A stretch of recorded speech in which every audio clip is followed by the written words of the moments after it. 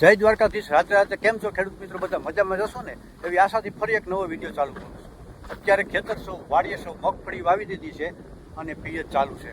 આજે આપણે ખાસ વાત કરવાની છે આ વિડીયો માધ્યમથી કે ખેડૂત મિત્રોએ મગફળીનું વાવેતર કરેલ છે અથવા કરી દીધું છે અથવા આજકાલમાં કરવાના છે, એ ખેડૂત મિત્રો માટે ખાસ હું વાત લઈને આવ્યો છું કે મગફળીની અંદર બીજું પિયત આપવું કે ન આપવું. આ મારે મગફળી છે, દાખલા તરીકે આ મગફળી છે, આમાં મેં ગઈકાલે વાવેતર કરેલું છે બરાબર, અને આની ઉપર હું પહેલું પિયત આપું છું. આ પહેલું પિયત આપી દીધું પછી હવે બીજું પિયત આપવું કે ન આપવું તો કેટલામે દિવસે આપવું. પછી બીજી વાત કરવાની છે કે આની અંદર જે ખડ ઉગી છે, પહેલાં મેં ગમે ખેડૂત મિત્રોએ પહેલાં પાણી કાઢ્યું હોય, પછી ત્રીજે દિવસે વાવે એટલે એ ખડની પ્રોસેસ ચાલુ થઈ ગઈ હોય, ખડ ઉગાવવાનું ચાલુ થઈ ગયું હોય. દંતારના દાંતાની અંદર જે ખડ આવી ગયું છે એ ખડ વયું ગયું છે, બાકી બે ભાયરું વચારે પાટલીની અંદર જે ખડ હશે એ ખડ બચી ગયું છે. તો આ ખડની પ્રોસેસમાં વાત આપણે કરવાની છે. એ ખડનો નાશ કરવા માટે ગ્રામોજન નામની દવા આવે છે, જે દવા તમે કરો 24 કલાકની અંદર ખડ ભરી જાય છે, 1.5 થી 2 ઇંચનું હોય ત્યાં સુધી. આપણે વાત કરવાની છે ખાસ આ વિડીયોની અંદર કે બીજું પિયત આપવું કે ન આપવું. અને હાલ ચોમાસાની પહેલા તમને વાત કહી દઉં કે વરસાદની રાહ જોઈ જો કોઈ ખેડૂત મિત્રો બેઠા હોય કે વરસાદ થઈ જાય આપણે એક જ પિયત આપવું, એ ખેડૂત મિત્રો માટે હું વાત કરવાનો છું કે આવતી 26 તારીખ સુધી ગુજરાતના, હું જે રાજકોટ જિલ્લાના ઉપેડા તાલુકાથી રહું છું, હું આ એરિયાની અંદર આવતી 26 તારીખ સુધી વરસાદ થવાની કોઈ પણ જાતની શક્યતા નથી. 26 તારીખ સુધી શક્યતા નથી. હા, પછી એક વાત અલગ છે, કોઈ એક લોકલ વિસ્તારની અંદર પ્રી મોન્સૂન એક્ટિવિટી ચાલુ થાય ને હળવું ઝાપટું કે મધ્યમ ઝાપટું પડી જાય, એક અપરાધ વાત રહેશે. બાકી હાલ પૂરતું કોઈ વરસાદની સિસ્ટમ આપણી ઉપર છે નહીં. અરબ સાગર પણ નિષ્ક્રિય છે, બંગાળની ખાડી પણ નિષ્ક્રિય છે, ચોમાસું બોમ્બે પાસે આવેલું ઊભું રહી ગયું છે. હા, 24 કલાક પછી, આજથી 1 થી 2 દિવસ પછી એની થોડી મૂવમેન્ટ ચાલુ થવાની છે. તો પવનની સ્પીડ પણ એવડી છે મિત્રો, અત્યારે નોર્મલ સ્પીડ પવનની 30 કિલોમીટર પ્રતિ કલાક છે, અને ઝટકાનો પવન છે, ઝટકો આવે છે ત્યારે 40 કિલોમીટર પ્રતિ કલાકની થઈ જાય છે. તો 40 કિલોમીટર પ્રતિ કલાકની સ્પીડથી પવન ઝટકાનો અને નોર્મલ સ્પીડ છે 30 કિલોમીટર પ્રતિ કલાક છે. આ પવન, આ ટેમ્પરેચર, આ તડકો જે તમે મગફળીની અંદર પિયત આપો છો, આ મગફળી વાવેલી છે, આની માથે પાણી મેં પાયું, પહેલું પાણી બરાબર છે. તો આની અંદર એવું થશે કે જે કોઈ ખેડૂત મિત્રો એવું વિચારતા હોય એને માટે છે વાત કે બીજું પિયત નથી આપવું. તો જે આ પવન એવડો સ્પીડથી ફૂંકાય છે, માથે ટેમ્પરેચર એવડું છે, તડકો એવો છે, તો એની અંદર તમારું હે ને ઝડપથી સૂકવી નાખશે. આ જે પિયત આપેલું છે, આ કેરો પી ગયો છે, ઝડપથી સૂકવી નાખશે. અને બીજા નંબરની અંદર કે જ્યારે પાણી તમે આપો ને ઝડપથી સુકાઈ જાય, તડકો હાઈ લેવલનો પવન હોય ને એટલે ઉપરનું પડ કડક કરી નાખે. જે ઉપરનું પડ કડક કરી નાખે એટલે મગફળીને ક્યાંય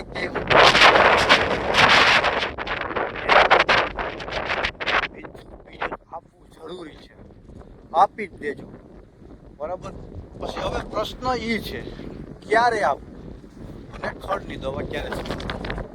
તો બીજું પિયત છે, આ મારે 12 વીઘાનું આ 12 વીઘા પડું છે બરાબર. મેં 2 કટકે વાવેલું છે. પહેલાં 8 વીઘા વાવી દીધું, એમાં કોરવાણ નીકળી ગયું, પછી આ 4 વીઘાનું વાવેતર કર્યું છે. અને બધા ખેડૂત મિત્રો આમ જ કરતા હોય, એક ખેતી કોઈ વાવતું નથી. તો હવે હું જો 8 વીઘામાં જે મેં વાવી દીધું ને એમાં આજે 3જો દિવસ થઈ ગયું છે બરાબર. તો એમાં હું આ પી ગયું, મારે પણ 10 થી 15 મિનિટનો કોરવાણ છે, 2 કટકા રહ્યા છે. હવે આ પી જશે ને પછી એમાં ચડાવી દેવાનું છે. તો બીજું પિયત 3જા અથવા 4થા દિવસે આપી દેજો. 3જા અથવા 4થા દિવસે બીજું પિયત આપી દેજો.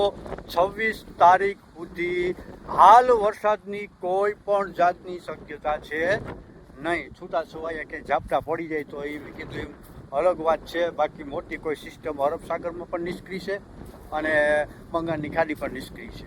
ત્યાં સુધી કોઈ વરસાદ છે નહીં. અને હાલ આપણે જમીનની અંદર 10 થી 15 દિવસ સુધી ખેંચી શકે. હા, એક વસ્તુ અલગ છે, મગફળી ઉગી ગઈ હોય ને પછી કોઈ જાતની તકલીફ નથી પડતી. અને જે મિત્રોએ શાહમાં લાવેલી છે જે હાયરું 30ની જારી એને પણ તકલીફ ના પડે. તકલીફ પડે છે માત્ર ને માત્ર ક્યારાના વાવેતરમાં. એમાં શું તકલીફ પડે છે કે આ જે હાઈ લેવલના પવન ફૂંકાઈ ગયા છે, જે ટેમ્પરેચર જે ધાર્યા કરતાં વધારે પડે છે, તો આ ક્યારાને ઝડપથી હૂંકવી નાખે છે.